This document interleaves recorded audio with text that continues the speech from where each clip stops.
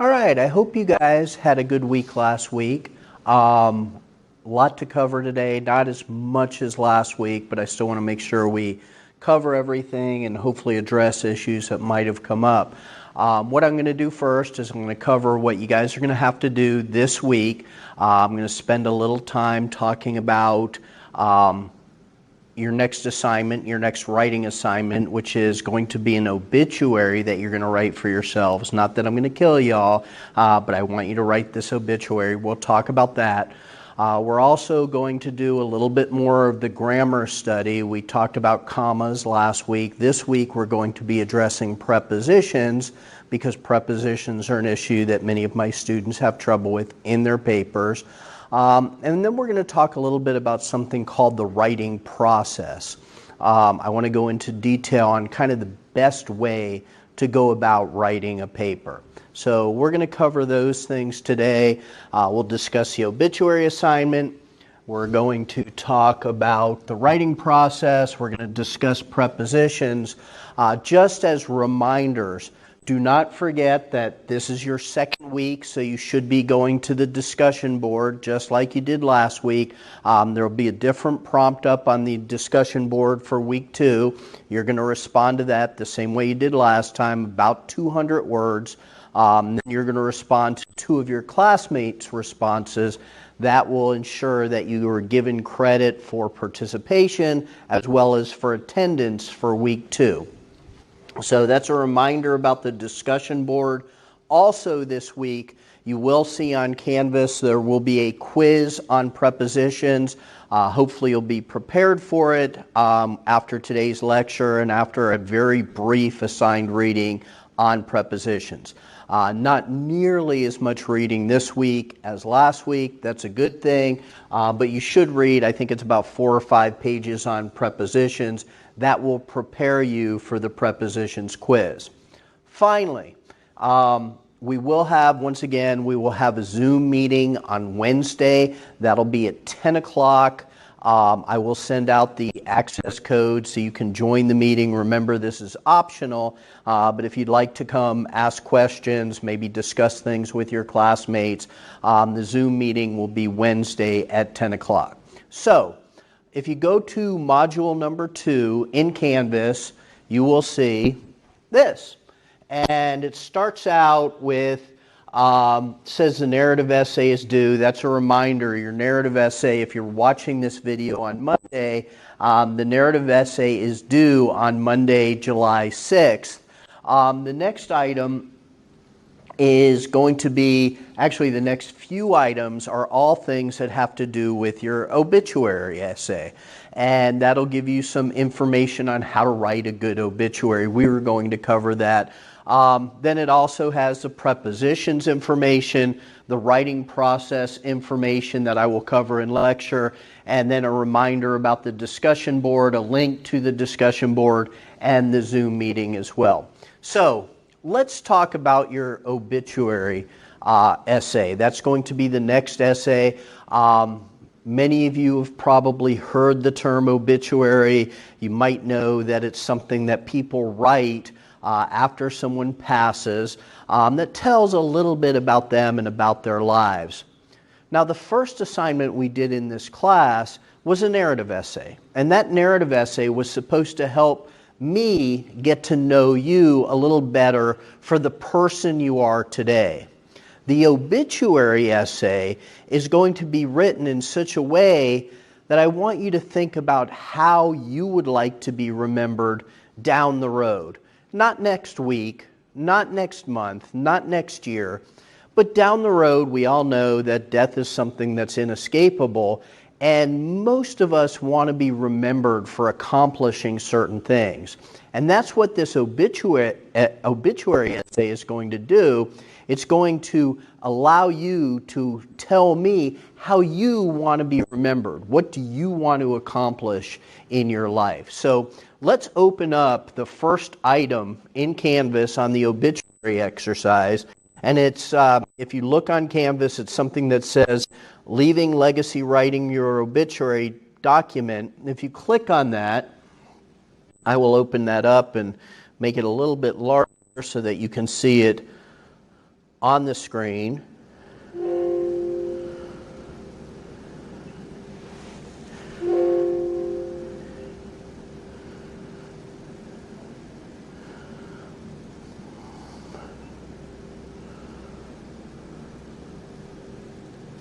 So this is just some background information on why obituaries are considered important.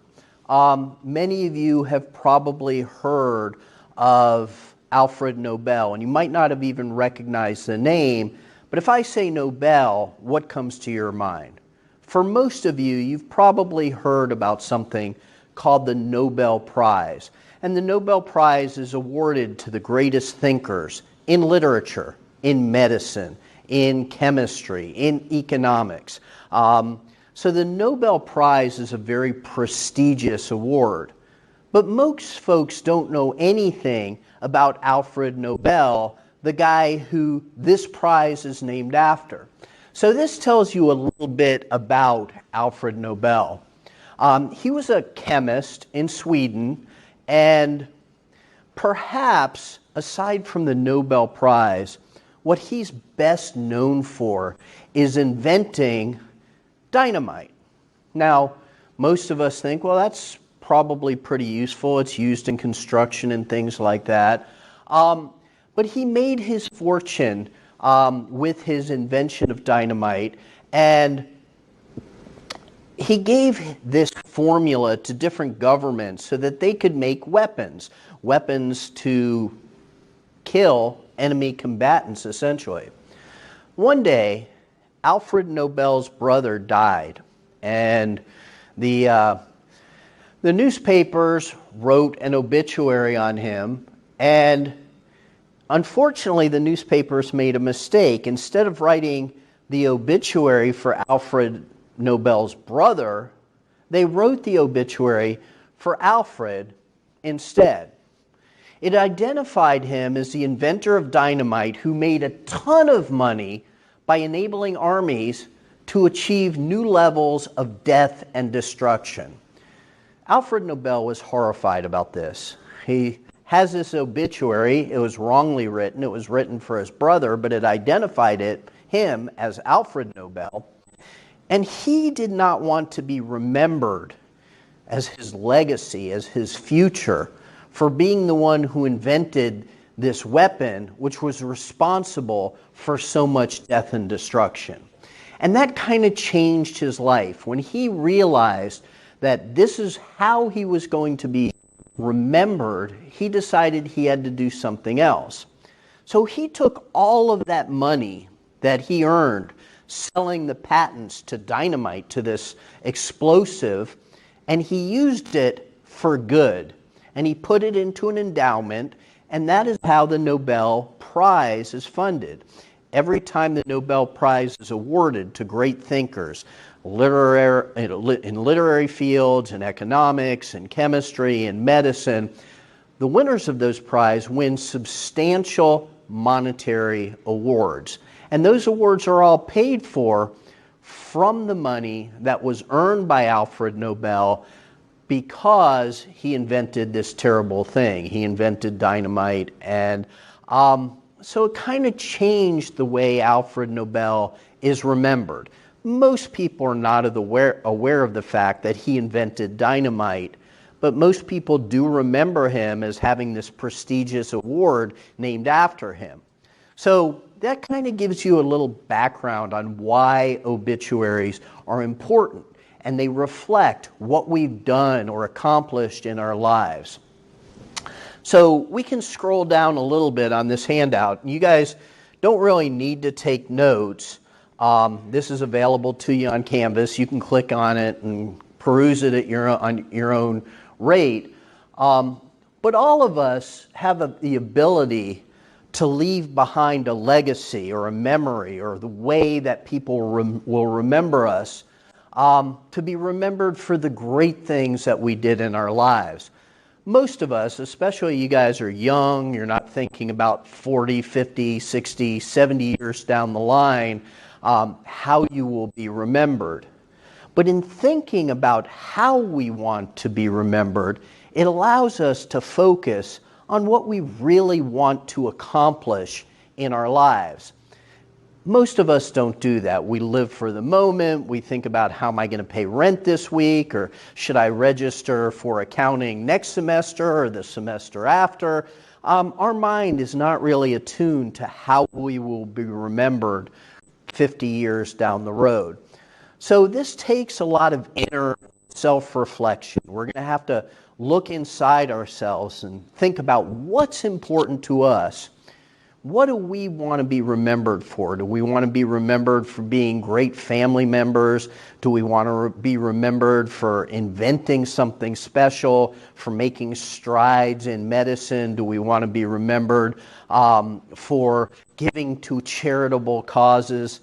All of these things are things that hopefully during the course of our life we will be able to do, but most of us don't when we're 20 years old. I know I didn't. I never had the opportunity to do an exercise like that, but that's why I want you guys to be able to think about this. Victor Cyrus, a famous philosopher, once wrote that I live for today so people will remember me tomorrow. I think those are very powerful words because they're words to live by.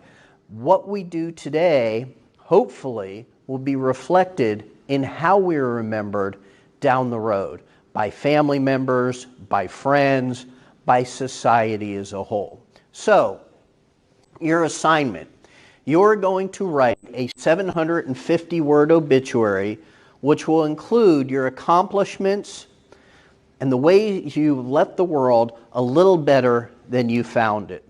Now, you guys can't say, well, I'm going to invent the cure for cancer. But if that's something that is in the back of your mind, you want to go into medical research, why not put that as a goal, as something that you would be remembered for down the road? Or perhaps you're an athlete. You could be remembered if you run track for setting the record in the 100-meter dash. Whatever things are important in your life that you really would like to be remembered for are things that you can put into your obituary. Now, I don't know how many of you have actually looked in the newspaper and read obituaries before, but I'm going to give you some sample obituaries to look at. Those are on canvas, and you can kind of read through and see the structure in which these are written. The way that the obituary exercise will be graded will be on mechanics, the structure of your obituary, how well it's organized, and then you're going to put your name and class section on the paper. For this particular one, I'm not really worried. I'm not going to grade you too much on MLA format, although I will say that it's a good habit to write all of your papers in MLA format, just like you did for your narrative essay, which hopefully you've already submitted by this point. So anyway, if we scroll down a little further, there are some examples of obituaries of people who actually lived and died, and these are their obituaries. You can go online and find dozens and dozens of different obituaries. But the idea is to look at some, whether it's these examples or other ones that you found online, and see kind of the structure of how they're written, and then apply what you want to be remembered for to this structure. All right? So think about what's important in your life. Think about how you want to be remembered. Do you want to have a big family? Well, if you do, pursue that goal. But then you should be remembered for always wanting a big family, having 4 sons and 3 daughters, hopefully 1 wife, but maybe 12 wives if you're a Mormon. I don't know. But in any event, think about things that are important to you, whether it's athletics, whether it's music, whether it's business, whatever your interests are, those are the things that hopefully you're going to be remembered for. So I'm not going to spend time reading over these specific obituaries. That's going to be up for you guys to skim through. But there are a couple of them here. This is the third one. As I'm scrolling through, you'll see that there are several that you can look at just to give you an idea of what an obituary looks like. Now, there's 3 there. If you want to go online, you could look in your local paper. You can look. I can add some links to some other ones if you'd like. I'll put those up on Canvas this week. But I've also added some other obituaries here. If you look on Canvas under week 2, module 2, you'll see a really long link here, and it says, "Death is serious. Obituaries don't have to be." See these examples if you want to try your hand at writing a humorous obituary. Now, we all think of death as kind of a sad, very difficult time. But some people live their lives and they don't consider death such a serious thing. And when they write their own obituaries, or when their obituaries are written by their loved ones, they take a humorous tone. I really enjoy reading these. I'd like you guys to click on the link and read through them. Some of the best obituaries that I've ever had from my students in the past have done exactly this. Instead of taking a real serious, somber tone when writing obituaries, their own obituaries, they kind of take a positive, happy tone, interjecting humor into their obituaries, which make them really enjoyable to read. So I'd urge you to click on that link, look over some of the humorous obituaries in addition to the serious ones that are on the previous handout, and hopefully it'll give you some idea of how you want to write this exercise. All right. So enough said about obituaries. If you guys have questions about obituaries, send me a Canvas inbox message or raise a question during the Zoom meeting on Wednesday. Now I'm going to move into grammar study and talk a little bit about prepositions. So in Canvas, under Module 2, Week 2, you'll see that there's a file called ENC 1101 Prepositions Info. So I'm going to click on that and open it up.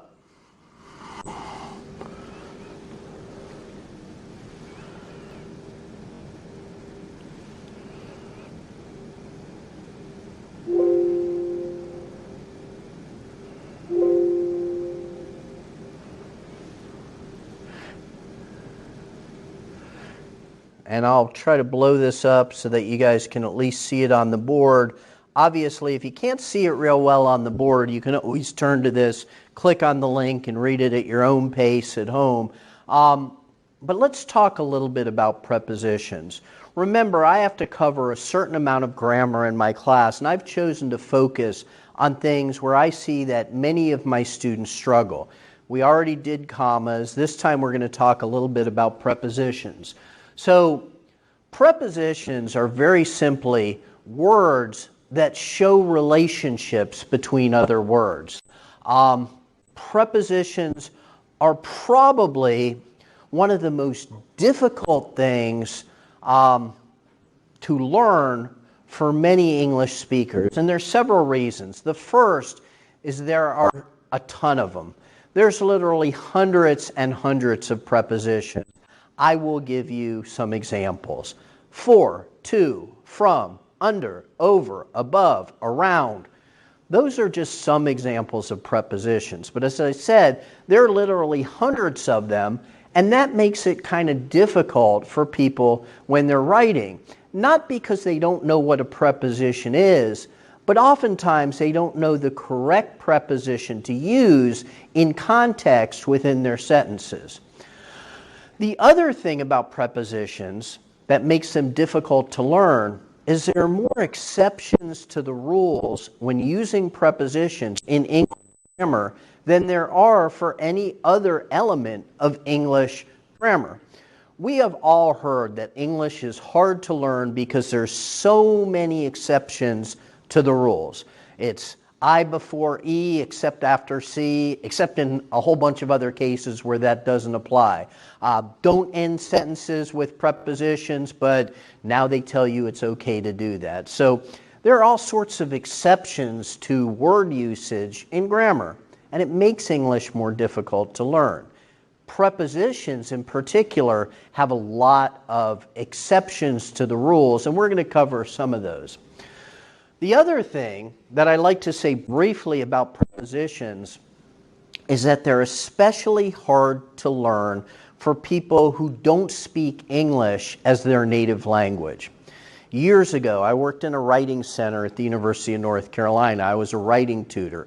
And one of the things that I found again and again is that students who came from other countries and had to take English classes, they really struggled with prepositions.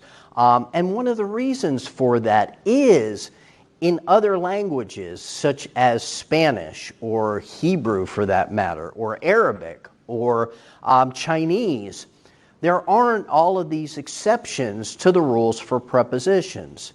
But in English there are, so having English as a second language makes prepositions particularly difficult. So, the first thing we need to focus on is choosing the right preposition to use. You've written a sentence, you know that you have to show some sort of relationship between words, and you're not sure which one to use. The example that I will give now is the difference between in and on. In is a preposition and so is on.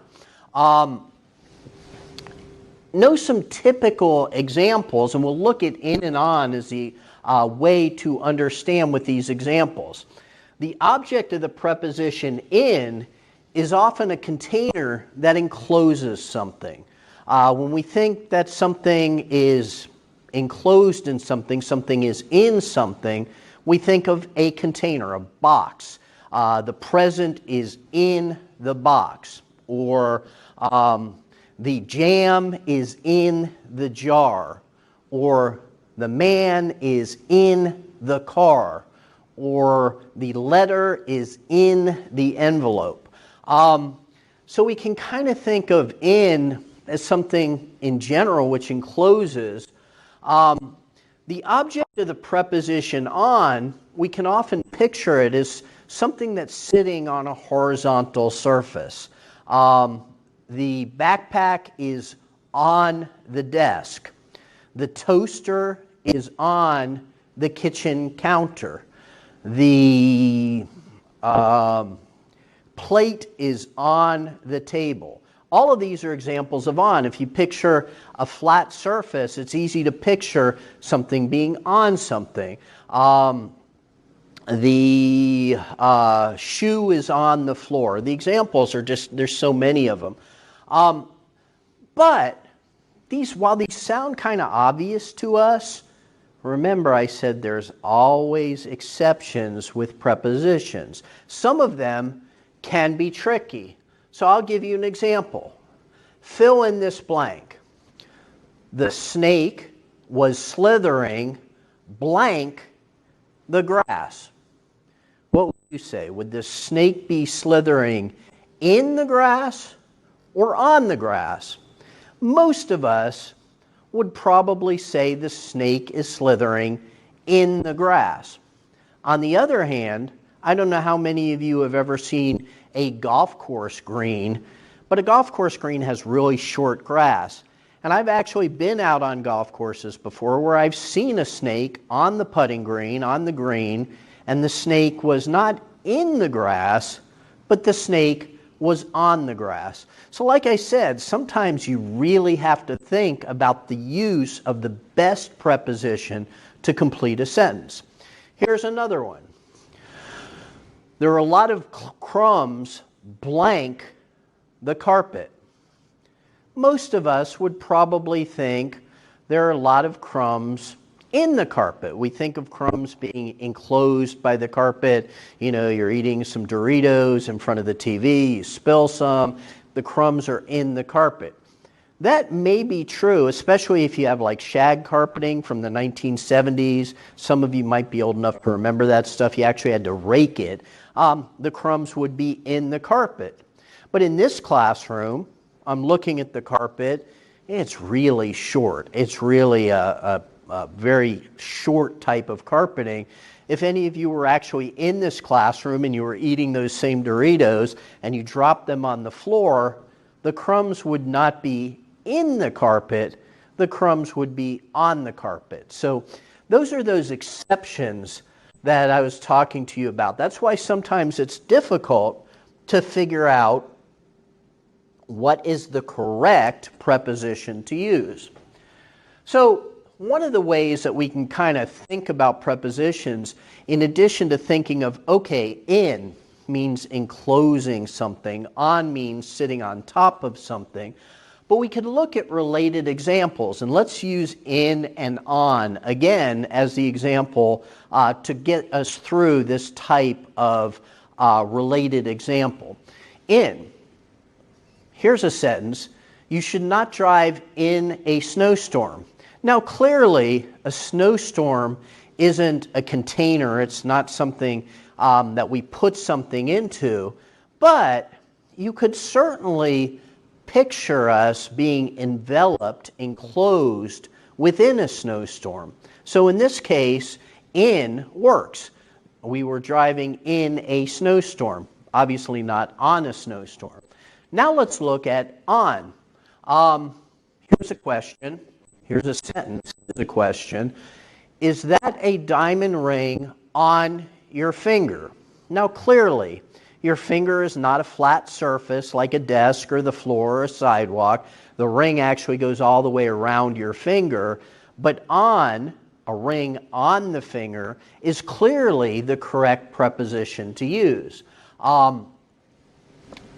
So that's a good example. Oftentimes clothing works with on. A hat is on your head. Most of us don't have flat heads. It's not a flat level surface, but we picture a hat on our head, shoes on our feet, we put a pair of jeans on, we have a shirt on our back or on our torso. So on can also be associated very frequently with clothing.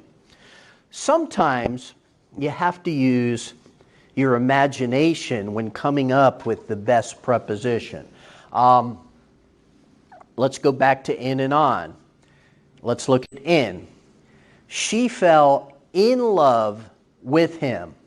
Now, love is not a container, right? It's not a jar, it's not a box. Some people might say that getting married is kind of, you are enclosed or you're trapped. But in any event, on or in, you can be in love with someone even though you're not enclosed. So you have to use your imagination and think, okay, love, it sounds kind of cliche or mushy, but you're enveloped in love. And that's why we would use she fell in love with him, because love we picture as all enveloping as a container. Or on. I just read a book on social media, all right? On social media. Social media is not a desk, can't sit on top of it. Social media is not the sidewalk, can't sit on top of that. It's not a flat surface. In this case, you could say, I read a book on social media. It would be perfectly correct. But sometimes we're better off thinking about alternative prepositions. If it were you and you were saying, I read a book blank social media, on would work, it would be correct, but couldn't you also use about social media? I read a book about social media. Clearly it does the same thing, and it's actually a little bit more accurate. So picking and choosing the correct preposition isn't always easy. There are lots of exceptions to the rule. Sometimes we just have to use a little bit of sense thinking about which preposition works best. Lastly, as far as covering prepositions, this handout that I have that's on Canvas in Module 2, I've given a list of prepositions. Remember I told you guys that there's hundreds of them? This isn't even 100, this is a bunch, but this gives you a whole bunch of prepositions.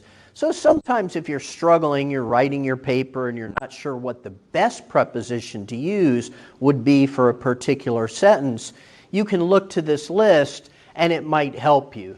I'll just skim through a few of these. About, above, across, after, against, along, by, beyond, between, besides, since, than, through, to, towards. All of these are examples of prepositions, and you can find this on Canvas. It's very helpful. All right, let's finish prepositions and move on to the writing process. So I'm going back to Canvas. I'm opening Module 2 again, and you'll see that I have something here called the Writing Process PowerPoint. The Writing Process PowerPoint tells you how to actually, instead of sitting down 3 hours before a paper is due, stressing your tails off because you're not sure if you're going to meet the deadline, it tells you the best way to go about writing a paper.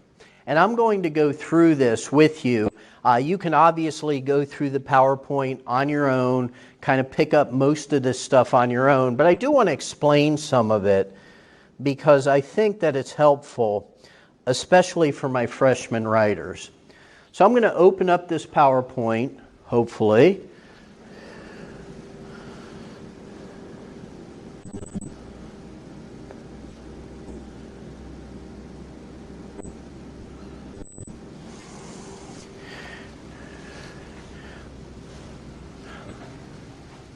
The writing process, how to get started, how to continue writing, how to fix your writing, and how to turn in a good paper.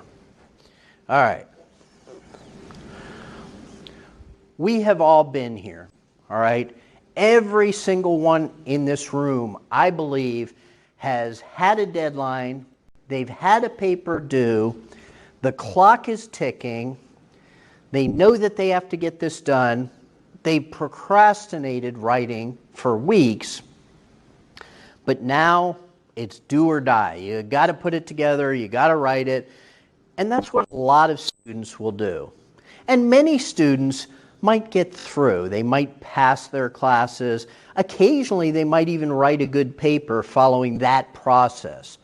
But there are better ways to do it. There are less stressful ways to do it. There are ways where you can be more successful by taking a little bit of time and using a process to write your paper. Writing is a process. It's not something that you should start at 10 o'clock the night before a paper is due. It requires you to plan. You have to think out ahead of time. You have to think about, all right, I have this paper due in a week. I know it's 1,000 words. How am I going to go about achieving this goal? It requires you to dedicate the necessary time. Now, if you start writing a paper at 10 o'clock the night before it's due, maybe you could write 3, 4, or 5 hours. You're going to be stressed. You're not going to be as careful because you're in a hurry to get it done. Think about, let's say it takes you 4, 5, 6 hours to write this paper. Instead of doing it the night before, why not plan ahead and say, okay, I'm going to do 1 hour on Monday, 1 hour on Tuesday, 1 hour on Wednesday. Do it slowly so that you have time to look back on your work and revise it. But you have to put in the time to do that. If you wait till the last minute, you lose that option.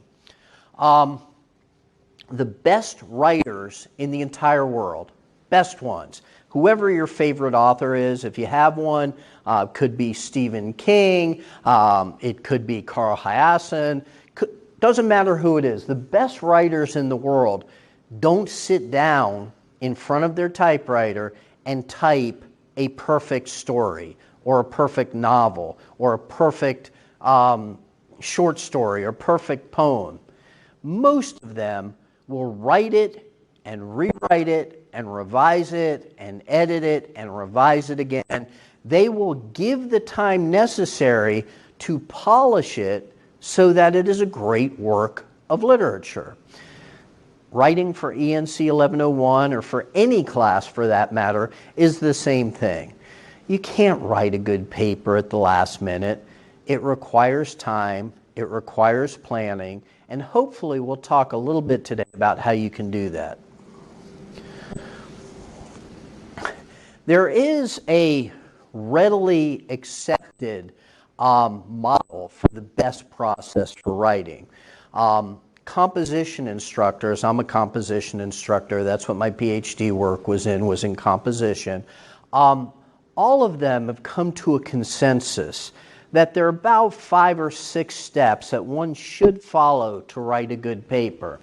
And it starts out with something called pre-writing, where you just jot down some ideas, you kind of explore some thoughts, you might make a brief outline or something like that. Then we take those thoughts from paper and we translate them into a rough draft. All right? A draft is just that. It's a rough draft. We don't expect it to be perfect. Grammar and spelling, punctuation, none of those things matter in the drafting phase, but we write a draft. And then we share our draft with somebody else. It could be with a friend in the class, or you could share it with a sibling. Maybe you have an older brother who took this class last year, or it could be with a parent, or perhaps somebody at the writing center. We have tutors who can help you with your drafts. Share it with them. They will give you ideas on how to make it better. So you write a draft, you share it, somebody responds to that draft, tells you whether it's good or whether it could use a little bit of help. Then you take that information that they give you, you go back to your draft, and you revise it a little bit, change it a little bit, make it better. After you've revised, then you go through and you edit it. You look for things like grammar, spelling, and punctuation. I don't want to say those are minor, grammar, spelling, punctuation. They are important. But the revision process, which comes before editing, is much more important. Things like organization, how well you develop your arguments, how well you develop your paragraphs, having a good introduction. All of those things are even more important. So those should be done first. And then at the very end, edit your paper. And once you've revised it and you've edited it, then you have a paper that's ready to submit for a grade. So as I said, the writing process has essentially 6 elements. Pre-writing, which I mentioned, is simply putting some ideas down on paper, bullet points, an outline, free writing, we'll talk about that. Drafting, coming up with a rough draft of your paper, getting feedback, response to your paper, then revising your paper, then editing your paper, and then finally you have a completed closed product which is ready for submission. So let's talk about pre-writing first. As I mentioned, pre-writing is before you do your draft. It's just putting some ideas pen to paper. I would venture to say that many students, when I've asked them in the past, what's the hardest thing about writing? A lot of them say just getting started. And the reason it's so tough to get started in a lot of cases is students think they have to sit down and write a perfect paper. That's far from the truth. The best way to get started is to just write down brief sentences, not worry about grammar, spelling, and punctuation, or an outline, or free write, or just get some ideas on paper. Once you do that, the process starts and wheels are in motion and you are better equipped to move forward. So pre-writing has several steps. One is analyzing your assignment. Look carefully at your professor's prompt. Maybe it's 1,000 words. It's a narrative on an artifact. It should be in MLA format. make sure you know what your professor expects from you. That's part of the pre-writing process. What is the prompt really asking for? If you don't know, ask your professor. You don't want to wait till the night before to write this paper. You've never asked your professor exactly what he means by the prompt, and then write a paper that totally misses the prompt, because the chances are that's going to be a failing paper.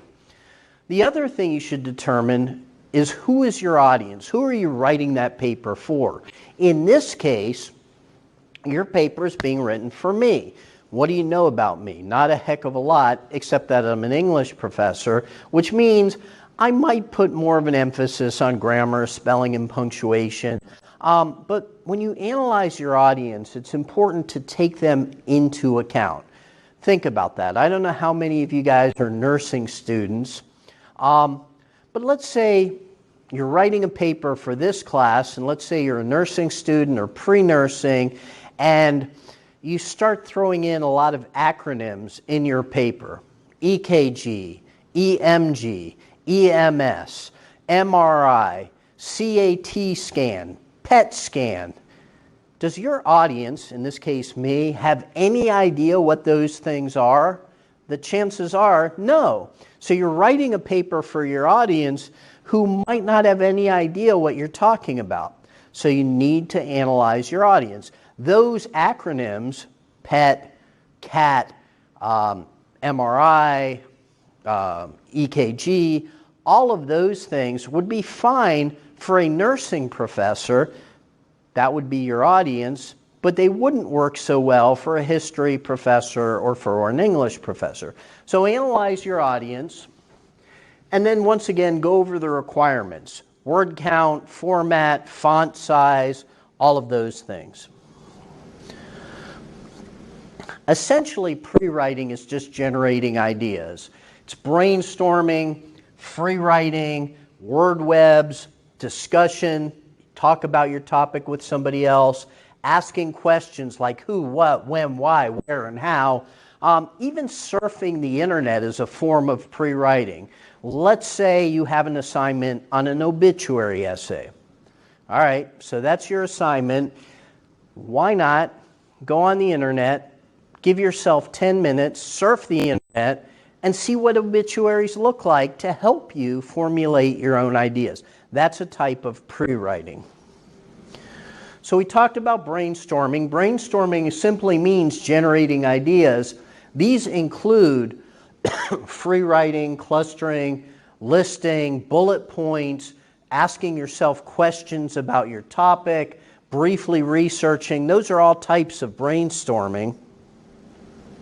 Free writing is one of the easiest types of pre-writing. Let's say I assign an obituary, all right? You don't know a lot. You know that you're supposed to say, well, my legacy should be this. I want to be remembered for that. These are things that I want to include. So when you free write, the idea is to pick some certain amount of time. And I don't mean a lot of time.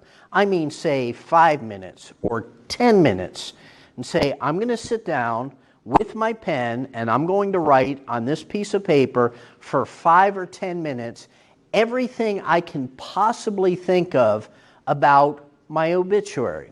I'm not going to worry about grammar. I'm not going to worry about paragraphs. I'm not going to worry about spelling. I'm not going to worry about punctuation. I'm not going to worry about word count.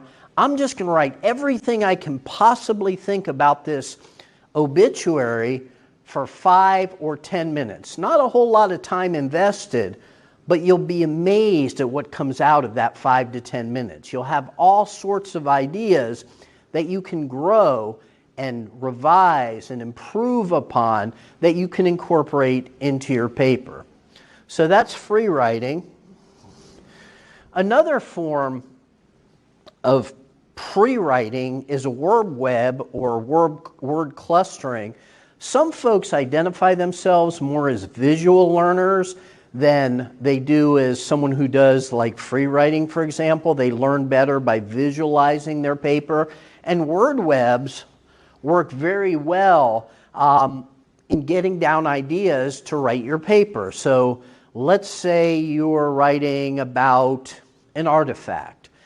Start out in the center of the page and describe that artifact. And then branching off of that artifact, you might talk a little bit about where you bought that artifact. And then another branch might be why it's important to you. And then another one might be how other people view that artifact. By using a word web such as this, you generate a lot of ideas that can help you with your paper. Another type of pre-writing is just to ask questions. Ask questions about your topic. Who, what, when, why, where, and how. Okay, obituary. Who? It's obviously about you. What? It's an obituary dealing with my death and how I should be remembered. When? You have to figure out in this essay how long you're going to live. So if you think you're going to live to be 73, you know when that obituary is supposed to be written. 73 years from now, or from now minus however old you are. Why? Why do you want to be remembered for certain things? Where? Where did you spend your time growing up and living during your life? So asking these questions about your assignment are just another type of pre-writing that'll help you get started. And lastly, briefly research. I'd mentioned this earlier. You have to write an obituary essay. You have a couple of examples that you can look at on Canvas, some humorous, some not so humorous. But you can go online and look at a whole bunch of different obituaries and come up with ideas how other people have tackled writing an obituary. So you can also speak with your professors, you could speak with friends and family about it, you could surf the internet, but all of these things will give you a general feel on how to write the paper. So we've done pre-writing, we have these ideas, they're raw, they're not finished, grammar, spelling, and punctuation are out the window. Now we want to take that information and put it into a draft. And when I say put it into a draft, I want to emphasize a rough draft. Rough, all right? Nobody's grading your draft. Grammar, who cares? Spelling, at this point, who cares?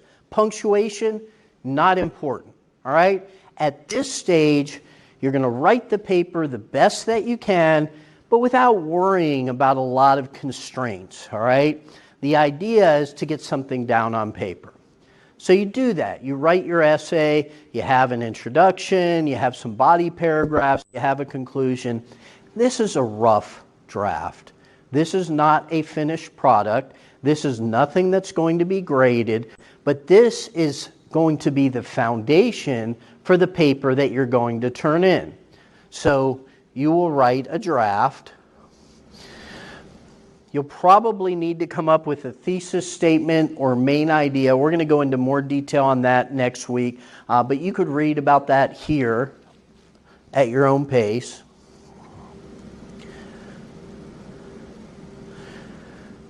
So the main thing that I want to say about drafting at this point is nobody expects it to be perfect. But write a draft, and here's a challenge for you. Write a draft early in the week. Let's say you have a paper due the following Monday. Get the draft done early in the week, maybe Tuesday, maybe Wednesday, all right? So you've worked hard. Maybe it takes you a couple hours to do this rough draft. And then say, you know what, I deserve a break. Walk away from that draft, all right? Take a day, don't even look at it. Put it in a drawer, forget about it. If you do it early in the week, you have time to do that. Then go back and look at that draft, spend a little bit of time away from it, go back, see it with a fresh set of eyes, and see if there are ways that you can improve it. The other thing that you should do with that draft is share it with either a parent or a sibling or a friend or a significant other, doesn't matter. But get some feedback on your rough draft. You can get it from friends and family, you can get it from your instructor, you can get it from the writing center, you can get it from the tutors in Smart Thinking, which you guys have access to through Canvas. You can get feedback from other people just to see if they have any suggestions to improve the paper. So you've taken some time away from it, you've showed it to some other people, now you're ready to revise your draft.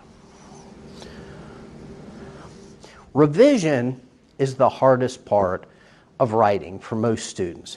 They think to themselves, well, I've already written my paper, it's a draft, I could just fix up a little bit of the grammar, spelling, and punctuation, and it's perfect. Revision is hard. It means literally re-seeing, over again, vision, re-seeing. So when we revise, we come back to the paper and we see how can we make this a better paper. Students fight revision tooth and nail because it requires more work and they just want to be done with their papers. But revision is what's essential to writing a good paper. So, I want to emphasize that revision focuses on global, major issues, all right? Big things, important things, such as purpose, organization, focus, content, point of view. Those are major issues. That's what you should be addressing when you revise. A lot of students get revision and editing confused. Editing are small scale things, the little stuff, things like grammar, spelling, and punctuation. Doesn't take a heck of a lot to edit. You go through, you look for misspellings, you use spell check, you make sure that grammatically the sentences are correct. That's all minor stuff. But revision requires maybe changing paragraphs around or adding another example or some more details. And that's why students resist revision like the plague or COVID-19 today. But most resist revision because it's difficult to view our own work from the reader's perspective. Many of you, when you write your papers, you think, well, I know what I'm trying to say, so your audience, me, should also know what I'm trying to say. The key to revision is trying to put yourself in your audience's shoes so that when they read your paper, you understand how it comes across to them. As I mentioned, take time away from your essay before revision and respond to feedback that you get from classmates, friends, siblings, parents. All right, enough about revision. Let's talk about editing. Editing is kind of the last step. I said it's not as important as revision. Editing is done at the word and sentence level. That means we're not looking at big picture items like organization or paragraph structure or point of view or any of those things. Basically, we're just looking at each individual sentence to find any errors with grammar, spelling, and punctuation. Read your work out loud when proofreading. I tell students this every semester. I swear to God, I say it every semester. Read your work out loud. And they think I'm crazy. The truth is, the human ear has been trained to recognize poor grammar. If you have a friend and he's speaking to you and he says something that's not grammatically correct, you hear it, you understand it, we catch it. The ear knows. But when we're writing and we're so caught up in trying to get our point across, that goes out the window. So one way to overcome that is to read our work out loud so that we hear it and we find those grammatical errors. Several studies have been done among college students that found that over 75% of grammatical errors are caught when students read their essays out loud. And when I say read them out loud, sentence by sentence. Don't read the entire essay straight through really quickly. You'll overlook the errors. But read a sentence, all right? Read it out loud. You will catch the problems if they exist, all right? This could be done at the keyboard. It could also be done by printing your paper and then reading the sentence out loud. But the focus should be on grammar, spelling, and punctuation. Many students ask me, is grammar check okay? Is spell check okay? Is it okay if I use Grammarly? By all means, you should. These are tools, all right? Any tool that you can use to make a better paper should be utilized. The only thing I warn students about is that grammar check, spell check, don't become overly reliant on them because they're not infallible. Sometimes they make mistakes. Sometimes the context might be different. Sometimes they're wrong. So I'll give you an example. Let's say you're writing about a sale that they're having at Kohl's or Bell's or wherever. All right? So you're talking about the sale that they're having. It should be spelled S-A-L-E. That's a sale. That's a reduced price for a product. But you're in a rush. You wrote the paper at midnight and it's due the next morning, and you spell it S-A-I-L, like the thing that's attached to a boat, like a sailboat. All right? Spell check's not going to catch that. All right? Spell check says, well, S-A-I-L, that's spelled correctly, so you will turn in the paper and that will be wrong. So I'm not saying not to use grammar check or spell check or Grammarly or any of those other tools that are available to you. The key is not relying totally on them and realizing that they're not perfect. So anyway, when in doubt, a really good thing to do is if you're not sure about something with grammar, spelling, or punctuation, use your Easy Writer. You paid money for that book. It tells you all about grammar. Whatever the issue might be, it can show you how to fix it, whether it's a comma splice, a sentence fragment, doesn't matter what it is. All of those things are addressed within the textbook that you guys have. So that's it for editing. Finally, if you follow these steps, if you do a little bit of pre-writing, if you write a rough draft, if you take some time away from it, if you get some feedback from others, then you take that feedback and that time away from your paper, you come back to it and you revise it, and then after revising it, if you edit it, the chances are you're going to write a pretty good paper. If you wait till 10 o'clock the night before a paper is due, you can't do those things. You're going to be in a rush. The paper might be completed. It might even have a passing grade. But if you want to write an A paper or a B paper, the chances are the best way to accomplish that is to at least try coming up with a writing process that works for you. This is not the end-all, be-all to writing processes. There are lots of different ones. This is the one, the model that's been proven to be most effective for college students. You might do some variation on it, but you should certainly think about doing some pre-writing to get started. You should think about coming up with a rough draft and not worry about things like grammar, spelling, and punctuation. Then you should revise that draft, change it around a little bit to make it better. And then you edit it, look for things like grammar, spelling, and punctuation. You will have a better paper. But it requires time and it requires planning, and that'll be up to you guys. So that's all I have to say about the writing process. Just some reminders. The discussion board is due this week, so you'll have to do the week 2 discussion board. You'll also have to take a prepositions quiz this week. Once you've read the prepositions info, maybe reviewed the notes from today's lecture on prepositions, you can take the prepositions quiz. And if you have any questions for me, the Zoom meeting is Wednesday at 10 o'clock. You can attend that. That's optional. Or you can certainly inbox message me and I will get back to you. So I hope you guys have a great week. If there's anything I can do for you, you let me know. You have a great week. Bye-bye.